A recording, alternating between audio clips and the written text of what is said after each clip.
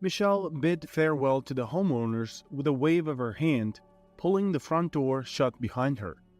She took a long, heavy sigh, her breath whispering through the silence of the early morning. Although the job was well paid, the homeowner's treatment of her was something she wouldn't wish on her worst enemy. The lady of the house, Alexis Wright, carried herself with an air of superiority given her claimed lineage of royalty, a claim that incidentally was yet to be validated. Alexis's excessive pride and frequent boasts about her supposed ancestry was a constant annoyance to those around her. Every conversation somehow spiraled into a debate about bloodlines and heritage. George, Alexis's husband, had no say in his wife's matters. He was simply expected to sit quietly as she dominated every conversation. Any attempt on his part to intervene was promptly interrupted, often resulting in public humiliation. Despite the discord, they remained together. George had long since adapted to his wife's quirks, opting for a peaceful life rather than constant conflict. As a retired real estate agent, he spent most of his time outdoors, fishing or hunting, seeking solace in nature and away from his domineering wife.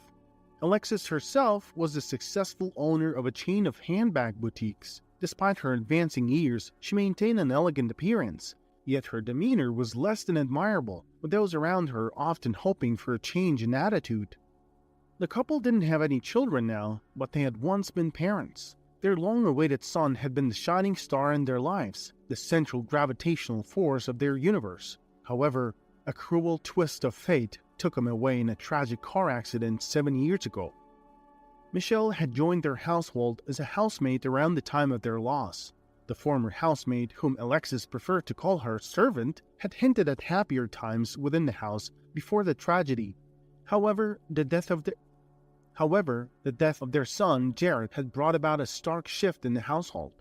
Alexis Wright had seemingly gone off the deep end in her grief. What baffled Michelle was Alexis' sudden inclination towards self-glorification and how it could be linked to the loss of her child. Maybe it had been present before, just less noticeable amidst the family's joy. At one juncture, Michelle seriously considered resigning from her position at the Wright household. She was confident that she could find alternative employment without too much difficulty. Michelle was an individual with a warm, pleasant disposition. Despite any negative comments people might make about her line of work, she remained undeterred. There was no shame attached to her profession, she believed. In fact, Michelle held the potential to excel in any career, provided it was within the boundaries of legality and ethics and offered a reasonable source of income. However, Mrs. Wright's eccentric behavior was escalating to an intolerable level. At one point, Michelle started to wonder if these actions were the owner's indirect way of signaling that she no longer wanted Michelle in her house. In such challenging times, Michelle often sought advice from her wise and elderly grandmother, Betty. Betty, with her years of experience and wisdom, would provide Michelle with sage counsel. There were even instances when Betty's guidance prevented Michelle from making hasty decisions that she might later regret.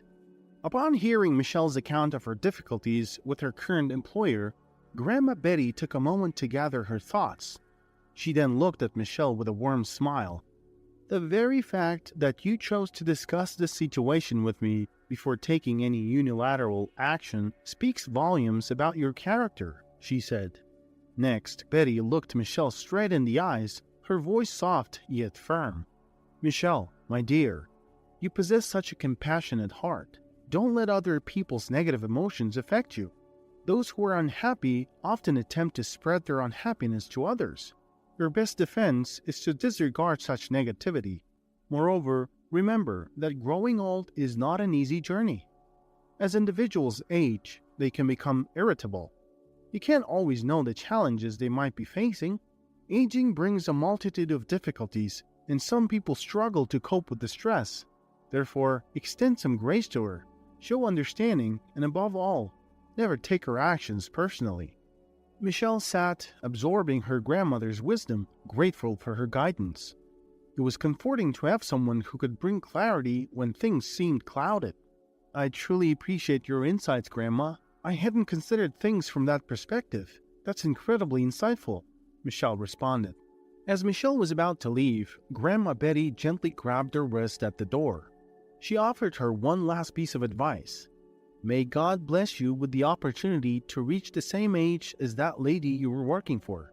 When you arrive at that stage of life, you'll comprehend her behavior more profoundly. On a typical day, Alexis would eagerly shadow Michelle, scrutinizing her work with a hawk's eye. But today was different. Michelle let out a sigh of relief, appreciating the absence of the lady's scrutinizing gaze while tackling her demanding chores. Humming a soothing melody to herself, Michelle indulged in the tranquil, undisturbed morning atmosphere as she went about her cleaning routine. After vacuuming the rooms, she moved on to caring for a large indoor plant sitting by the window, its vibrant leaves collecting dust. She reached for a damp rag to clean the plant, her attention inadvertently drawn to the view outside. What she saw brought her bustling activities to a sudden halt.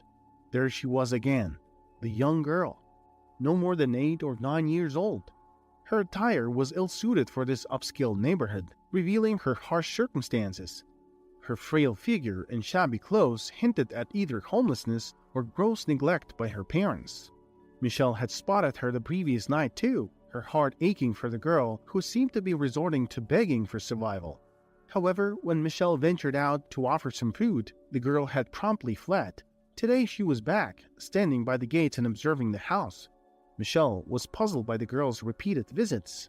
With a resolved mind, Michelle set down her rag and headed towards the door.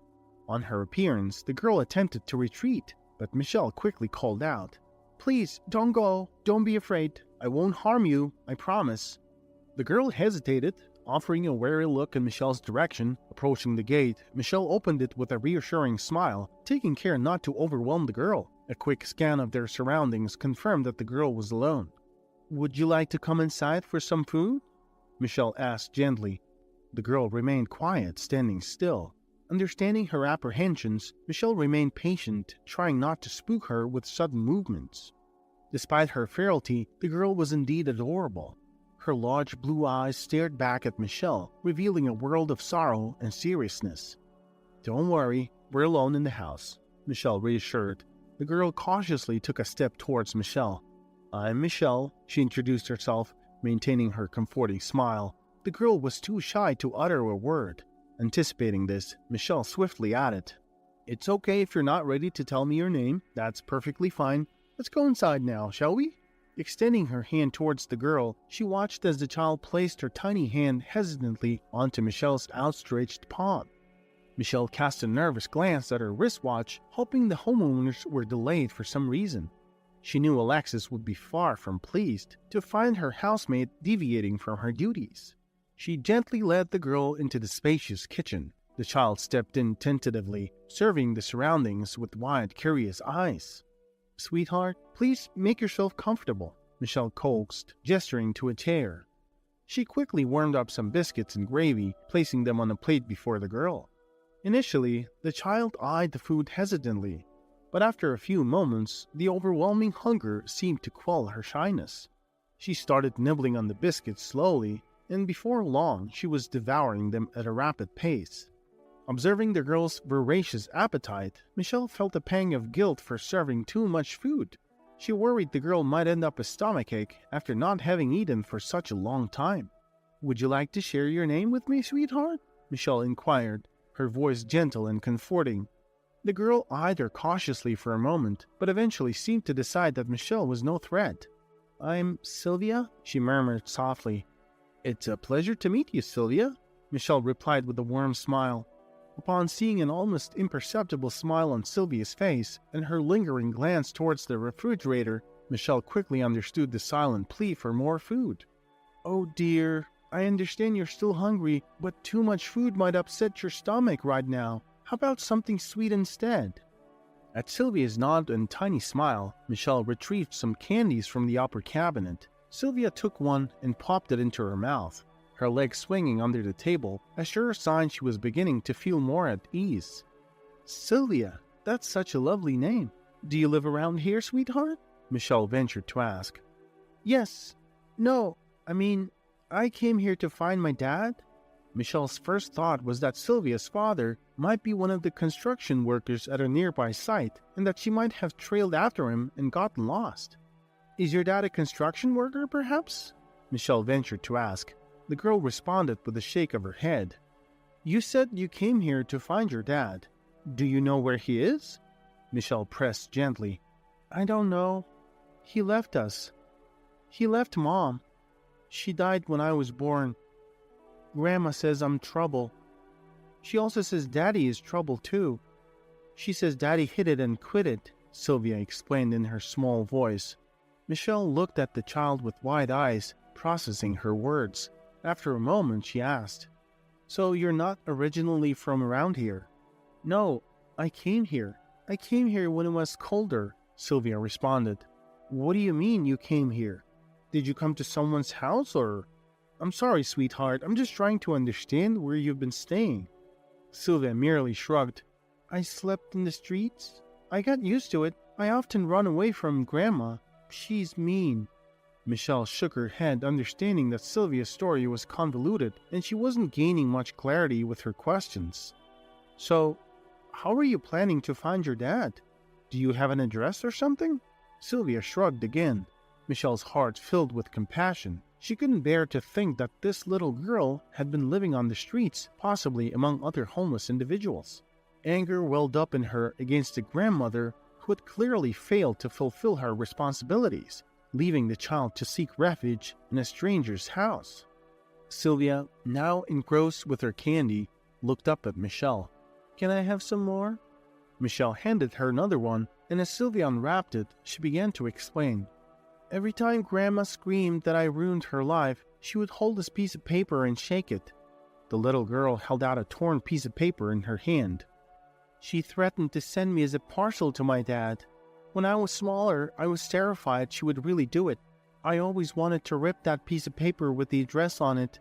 I thought Grandma would forget the address, and she would have nowhere to send me. One day, when Grandma was asleep, I stole that piece of paper from her, ripped it, and ate some of it. Not all of it, just some pieces, because I thought maybe one day I would want to find my dad. Maybe Grandma lied about my dad being the bad guy.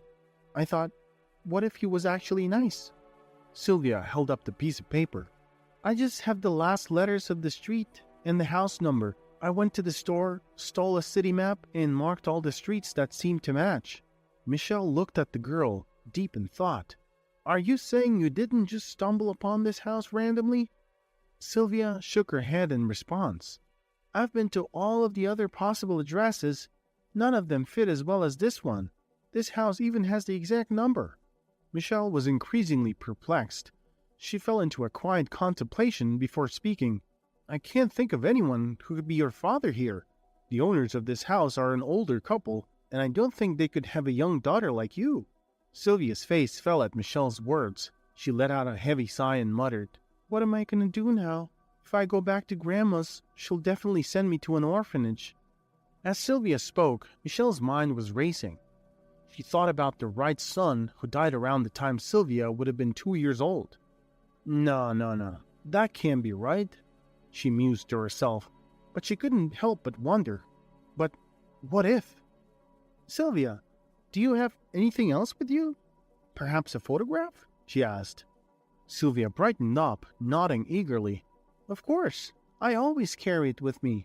Grandma once threw it at me, even stomped on it. I picked it up and kept it. It's torn, but you can still see his face. Sylvia reached into her pocket, but just as she was about to reveal the photograph, the front door opened. Michelle was so engrossed in her conversation with the girl that she hadn't noticed the arrival of Alexis and George Wright, who were returning from shopping.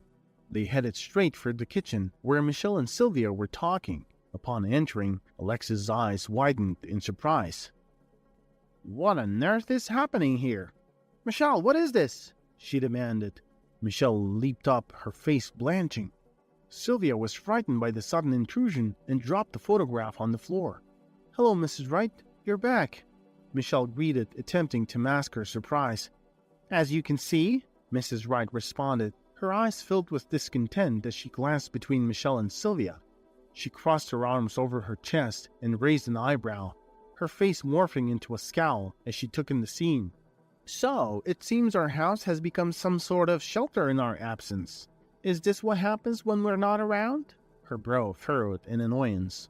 The little girl crouched in fear, and Michelle quickly positioned herself between Sylvia and Mrs. Wright as if to shield her. "No, ma'am. Please don't misunderstand. This little girl's name is Sylvia. She was standing outside the gates when I saw her." "Silence!" Mrs. Wright interrupted Michelle sternly. "Who is this girl, Michelle? Is she your child?" Mrs. Wright demanded. "No, she's not my child, Mrs. Wright. I'm telling the truth. She was standing outside looking forlorn and hungry, so I thought I'd offer her something to eat. Why on earth did you let her into the house if you don't know who she is?" Mrs. Wright cut her off again, casting a disapproving look at Sylvia. "I'm really sorry, ma'am. I shouldn't have done that. I thought I'd just give her some of last night's leftovers." "Since when did you start deciding who gets our food? Do we run a charity here?" "I'm truly sorry, ma'am." Michelle was getting increasingly anxious. She didn't know how to respond and hastily offered to have it deducted from her salary. "What salary?" Mrs. Wright scoffed. "You think I'm gonna keep you employed after this?" While Mrs. Wright was berating Michelle, Mr. Wright noticed a creased photograph lying on the floor. He picked it up and upon closer inspection, looked utterly bewildered. "Where did this come from?" He finally spoke, his voice echoing in the tense silence. Mrs. Wright was caught off guard by her husband's sudden interruption. "George, can't you see I'm in the middle of a conversation?" "I'm sorry, dear. Michelle, where did you find this?" he asked, holding up the photograph. "George, are you not listening? What did I just say? Why are you interrupting me?" Mrs. Wright was fuming. Michelle hesitated for a second, casting a quick glance at Mrs. Wright before responding. "Sylvia here was looking for her father. She brought that photograph with her." Upon noticing the pallor on her husband's face, Mrs. Wright's tone immediately changed. "George, are you okay?" But George was too preoccupied to respond. He sat down next to Sylvia and gently asked her, "Sweetheart, where did you get this photograph?"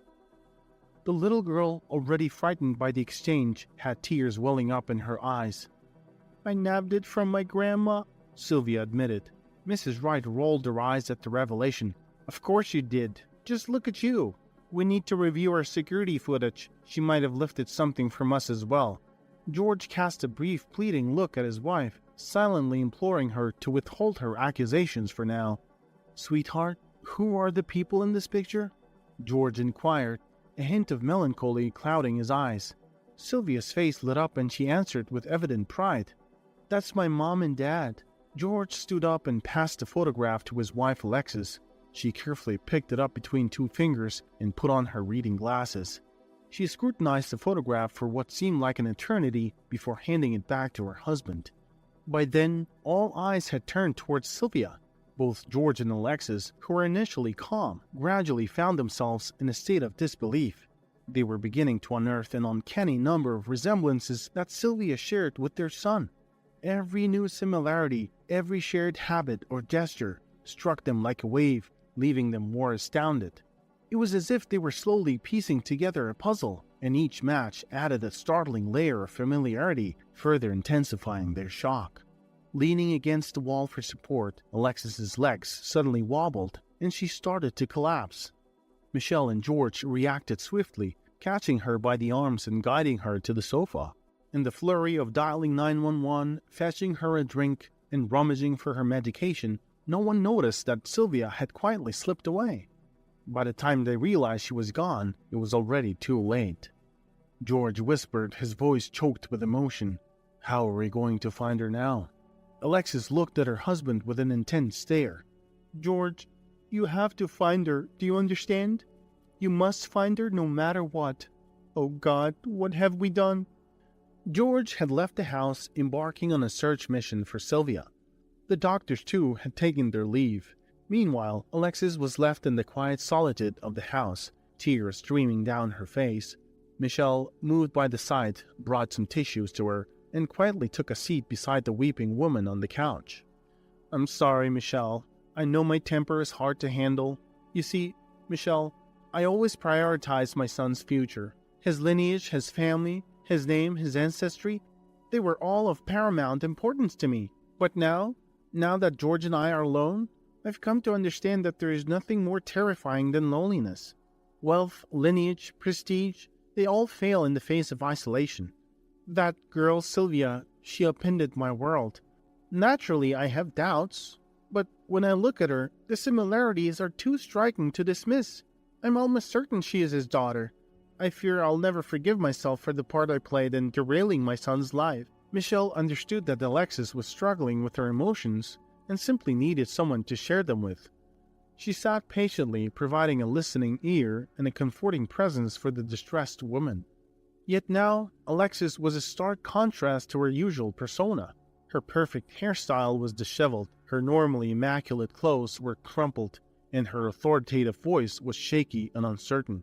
Her composed demeanor had been replaced with vulnerability and confusion, something Michelle had never seen before. Alexis, the embodiment of poisoned elegance, was now just a worried and regretful woman, struggling to come to terms with the reality that her world was not as perfect as she had believed it to be. Michelle offered a glass of water to Alexis. She accepted it, took a small sip, and then let her eyes drift shut. She sat like that for a while, lost in her thoughts. After a few moments, she reopened her eyes and started talking again. Jared, my son, always humored me. He would listen to my long speeches about our prestigious family lineage, about the weight of responsibility that comes with the blood of great ancestors flowing in our veins. He would chuckle and gently remind me that the greatness was attributed to those ancestors, not necessarily to us. He insisted that we hadn't achieved anything noteworthy ourselves to warrant being called great. I had even picked out a suitable bride for him. Even though she wasn't a knockout beauty, she came from a highly respected and wealthy family. But Jared had his own plans. I naively thought that I had everything under control. How mistaken I was. One day he introduced us to a girl named Isabella. Alexis paused, noticing Michelle's surprised expression at the mention of the name Isabella. Isabella was half Dominican. Her father was from Dominican Republic, and her mother was white. That was all the information I had about her family. Oh, and she was a college student at the time, but those details didn't interest me back then. All it took was knowing who she was, and that was enough for me to show her the door. The poor girl didn't even have the chance to take off her jacket during her first visit. And then, my only child, my son, left with her. I was in disbelief. I did everything within my power to bring him back. I even stooped to threatening and blackmailing Isabella. One day Jared did come back, but he had changed drastically. He was full of anger and despair. He stayed with us for around 2 years, but those 2 years were absolute hell for us. For the first 2 months, he drowned his sorrows in alcohol every single day. We managed to get him into rehab, and things started looking up for all of us. We even had dinner with the family of another young woman who came from a wealthy background. But a few weeks later, he started falling back into old habits. He took up drinking again. I never imagined in my wildest dreams that he had fathered a child. I know he and Isabella didn't stay together for long. Isabella had kicked him out. Perhaps my threats and blackmails had worked. When he found out about Isabella's death, he drowned himself in alcohol, and then he made the regretful decision to drive drunk. Alexis drew in a shaky breath, her eyes brimming with tears. "It's all my fault, Michelle," she confessed, her voice filled with a raw pain that Michelle had never heard before. Alexis Wright, the woman who had always exuded an aura of stern professionalism, was now vulnerable and weighed down with guilt. "Do you think George will find her? What if he doesn't?" she asked, a hint of desperation creeping into her voice. "Don't worry, ma'am. He's going to find her, you'll see," Michelle reassured her gently. "But what if she refuses to come with him?" Alexis posed another question, her worry evident in her eyes. Michelle sighed. "That, I don't know, ma'am. I think the poor girl got really scared." The door creaked open softly. Hearing the noise, Mrs. Wright propped herself up with difficulty on her elbows. Michelle swiveled around and found Mr. Wright at the entrance. He was gently holding Sylvia's hand. The little girl's face was tear-streaked, making her appear forlorn and vulnerable. "We're home." Upon hearing George's words, Alexis made an effort to stand up quickly. Michelle reached out to assist her, but Alexis was trying to regain her balance.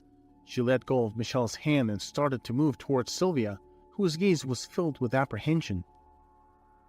Let's start fresh, shall we? I'm Alexis, your father's mother. What's your name, dear? Sylvia? The little girl stammered, seeming as if she wanted to ask something more but was unable to. Alexis gently placed her hand on Sylvia's slender shoulder. Let's go choose a room for you. Then we can look at the photograph. We have a lot of pictures of your father. Sylvia stared intently at Alexis. Will Dad be here? For a fleeting second, Alexis looked at her husband before responding. I'm afraid your father won't be able to come, honey. He loved your mother very much, and he's with her now. Sylvia took a deep breath and quietly followed Alexis. Half a year swiftly passed. Sylvia was virtually unrecognizable. The transformation she had undergone was extraordinary. She had blossomed into a stunning young girl, always seen in charming dresses and exhibiting impeccable manners. Her peers couldn't help but hold her in high esteem. Alexis showered Sylvia with endless love and exceptional care.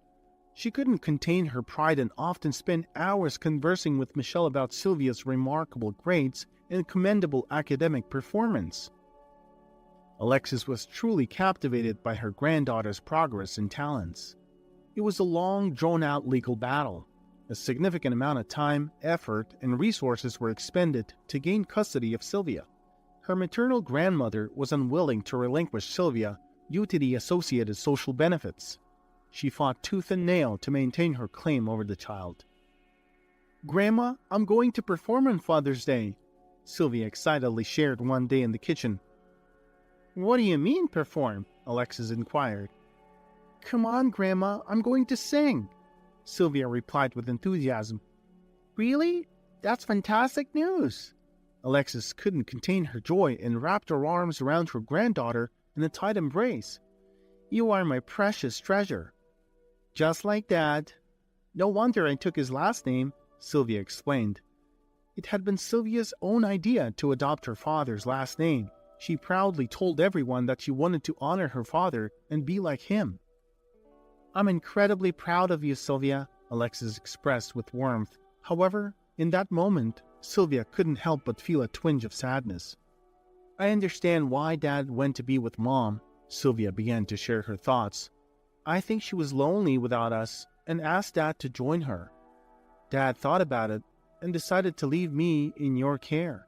He knew you were kind-hearted and would never harm me. Now, Dad is with Mom, and I'm with you. Michelle turned around, her eyes welling up with tears, while Alexis gently wiped away her own tears. You are such a clever and perceptive little one, Alexis whispered to Sylvia. You are absolutely right. One day, while Michelle was engrossed in folding freshly laundered clothes, George approached her and stood in front of her. He appeared hesitant to speak, an anomaly that Michelle didn't miss. She looked up from the laundry and inquired, Mr. Wright, is everything all right? George looked startled and quickly responded. Who? Me? I'm perfectly fine. What makes you ask? Well, you're standing right here in front of me. Were you perhaps intending to help me with the folding? Michelle said with a laugh. Caught off guard, George stumbled over his words a bit. Oh, I'm sorry. Actually, I just wanted to have a chat with you. He glanced around surreptitiously to ensure that no one was watching them. I've been wanting to tell you this for some time. You deserve more than just apologies and gratitude. You've been a true blessing to our household. I cannot express how much your efforts have meant to us. Taken aback, Michelle paused in her task, the words leaving her stunned. This was certainly unexpected. I am aware that Alexis has apologized, but you know how she can be, George continued after a pause. Regardless, I don't want you to mention any of this to her. However, I have something for you. He produced an envelope and carefully handed it to Michelle. Please accept this as a small token of our appreciation and forgive my wife for her unkind behavior towards you, George implored. A week later, Michelle and her grandmother Betty found themselves hiking on the Oregon segment of the Pacific Crest Trail. It had been Betty's dream for a long time, and at last, it had become a reality. George's gift had been a check for an amount substantial enough to cover Michelle's mortgage and even allow her to take a break from work for the next decade. George told her that even if she decided to quit her job, he could pay her her monthly salary till he died. However, all Michelle had asked for was a 2-week vacation, which she chose to spend with her cherished grandmother Betty, making her longtime